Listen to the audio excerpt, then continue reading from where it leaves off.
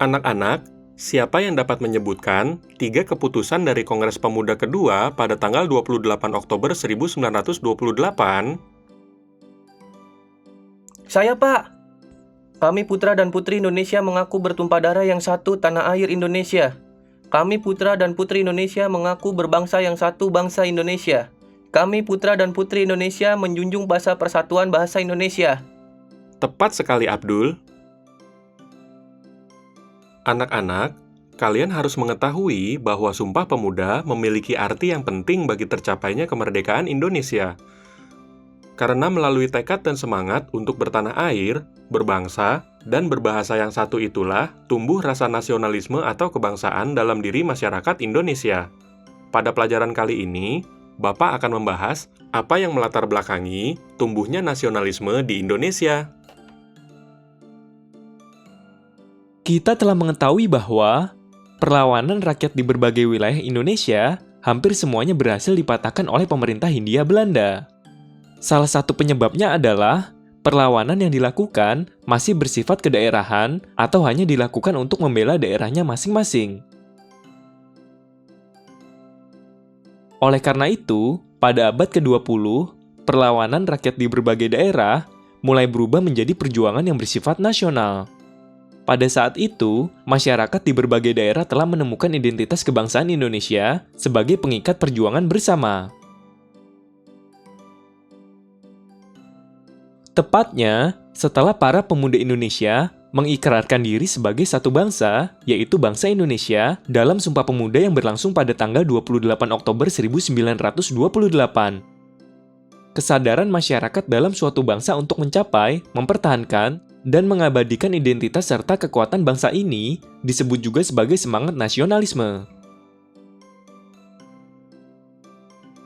Nasionalisme Indonesia lahir dari beberapa faktor yang bersifat internal dan eksternal.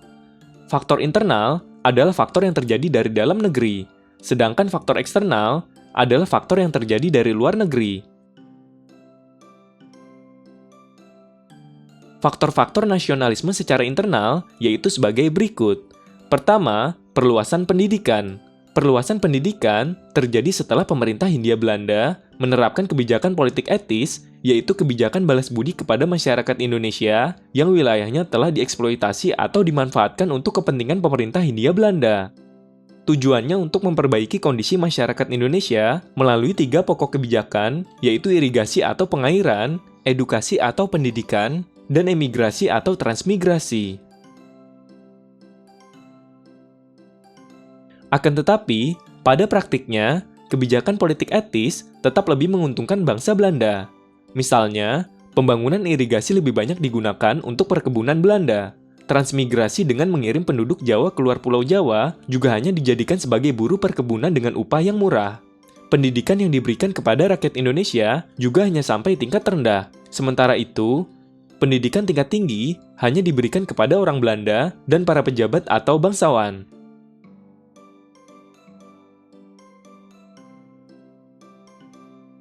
Pemuda Indonesia yang memperoleh pendidikan modern, terutama dari kalangan anak pejabat dan bangsawan, kemudian memunculkan tokoh-tokoh yang mampu memimpin pergerakan nasional.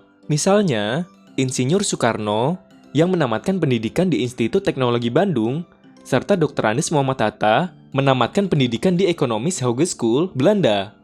Sedangkan, Sultan Syahrir menamatkan pendidikan di Universitas Amsterdam, Belanda. Selain lembaga pendidikan yang dibentuk oleh pemerintah Hindia Belanda, berkembang pula lembaga pendidikan yang didirikan oleh pihak swasta, yaitu dari organisasi sosial dan keagamaan. Contohnya, sekolah yang didirikan oleh misionaris Katolik dan Zending Protestan, pendidikan Islam yang didirikan oleh Muhammadiyah, Persatuan Islam, dan Nahdlatul Ulama, serta sekolah kebangsaan yang didirikan oleh Taman Siswa.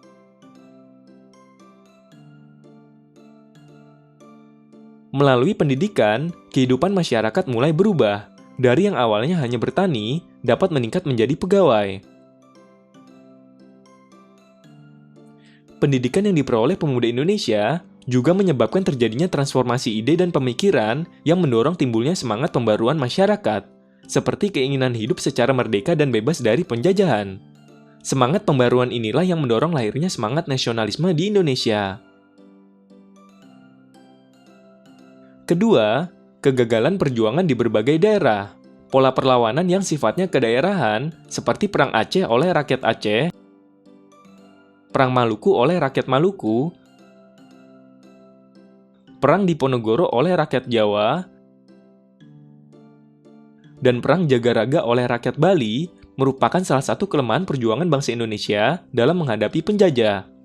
Akan tetapi, pola perlawanan tersebut mulai berubah di abad ke-20. Kongres Pemuda kedua yang melahirkan Sumpah Pemuda merupakan momen perubahan bagi perjuangan rakyat Indonesia dari yang sifatnya kedaerahan menjadi bersifat nasional. Melalui Sumpah Pemuda, rakyat Indonesia menemukan identitas kebangsaan sebagai bangsa Indonesia dan menjadi perekat perjuangan bersama melawan penjajahan.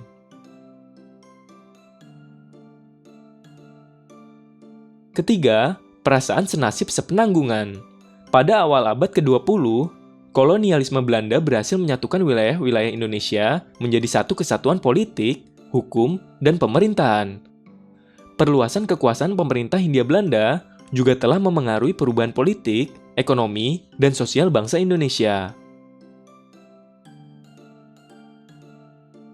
Oleh karena itu, tekanan dari pemerintah Hindia Belanda juga melahirkan perasaan kebersamaan rakyat Indonesia sebagai bangsa yang terjajah, serta dorongan untuk mengusir kolonialisme melalui semangat persatuan sebagai satu bangsa, yaitu bangsa Indonesia.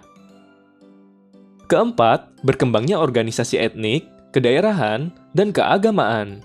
Organisasi pergerakan nasional juga muncul akibat banyaknya organisasi etnik, kedaerahan, dan keagamaan yang sudah ada terlebih dahulu. Organisasi-organisasi tersebut didirikan oleh para pelajar yang merantau di kota-kota besar dan sering melakukan pertemuan, sehingga muncul ide untuk mengikatkan diri dalam sebuah organisasi yang bersifat nasional.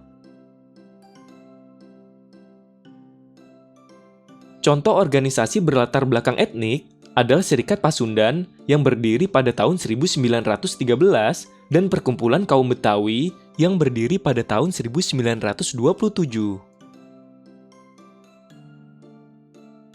Contoh organisasi kedaerahan adalah Trikoro Darmo yang berdiri pada tahun 1915, Jong Java yang berdiri pada tahun 1918, dan Jong Sumatrenan Bon yang berdiri pada tahun 1917. Contoh organisasi keagamaan adalah Jong Islamitan Bon yang berdiri pada tahun 1925, Muda Kristen Jawi atau Perkumpulan Pemuda Kristen yang berdiri pada tahun 1912, Muhammadiyah yang berdiri pada tahun 1912, Nahdlatul Ulama yang berdiri pada tahun 1926, Persatuan Umat Islam atau Persis yang berdiri pada tahun 1923, dan Al-Jamiatul Wasiyah yang berdiri pada tahun 1930. Semangat nasionalisme juga mendorong kaum wanita untuk ikut berperan aktif dalam berbagai organisasi sosial dan organisasi politik, serta perjuangan melalui pendidikan. Contohnya, putri dari Bupati Jepara, Raden Ajeng Kartini, yang memperjuangkan emansipasi atau persamaan derajat antara laki-laki dan perempuan dengan mendirikan sekolah khusus perempuan. Begitu juga dengan Dewi Sartika yang mendirikan sekolah di Bandung, Jawa Barat, dan Maria Walanda Maramis yang mendirikan sekolah di Gorontalo, Sulawesi. Kelima, berkembangnya berbagai paham baru. Adanya paham atau pandangan-pandangan baru seperti persatuan Islam atau pan-islamisme, kebangsaan atau nasionalisme, kebebasan atau liberalisme, keadilan atau sosialisme, dan demokrasi juga memengaruhi tujuan dari Organisasi Pergerakan Nasional Indonesia. Paham-paham tersebut mengajarkan langkah-langkah yang dapat memperbaiki kondisi kehidupan bangsa Indonesia. Contohnya, Organisasi Partai Nasional Indonesia atau PNI yang didirikan oleh Insinyur Soekarno yang berorientasi pada paham nasionalisme. Sementara itu, faktor nasionalisme secara eksternal atau nasionalisme yang terjadi akibat berbagai peristiwa dan pengaruh dari luar negeri, yaitu peristiwa kemenangan Jepang atas Rusia pada tahun 1905. Kemenangan Jepang yang merupakan bangsa Asia atas Rusia yang merupakan bangsa Eropa menginspirasi negara-negara Asia lainnya untuk dapat mengalahkan penjajahan bangsa Barat. Kemenangan Jepang atas Rusia juga menimbulkan semangat nasionalisme di negara Asia dan Afrika. Misalnya, Mahatma Gandhi dan Muhammad Ali Jinnah di India yang melawan penjajah Inggris, Jose Rizal yang memimpin perlawanan rakyat Filipina melawan penjajahan Spanyol, dan Dr. Sun Yat-sen di Tiongkok yang mendirikan Republik Tiongkok. Semangat nasionalisme tersebut mendorong rakyat Indonesia untuk memperjuangkan kemerdekaannya serta memiliki rasa percaya diri dalam mengalahkan pemerintah Hindia Belanda.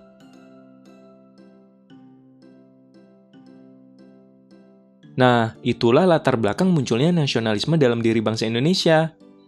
Sumpah Pemuda terbukti mampu mempersatukan bangsa Indonesia melalui semangat kebangsaan atau nasionalisme. Oleh karena itu, sebagai generasi muda, kalian harus terus memupuk semangat nasionalisme tersebut dengan terus menjaga toleransi dengan setiap orang tanpa memandang suku bangsa, agama, atau bahasanya.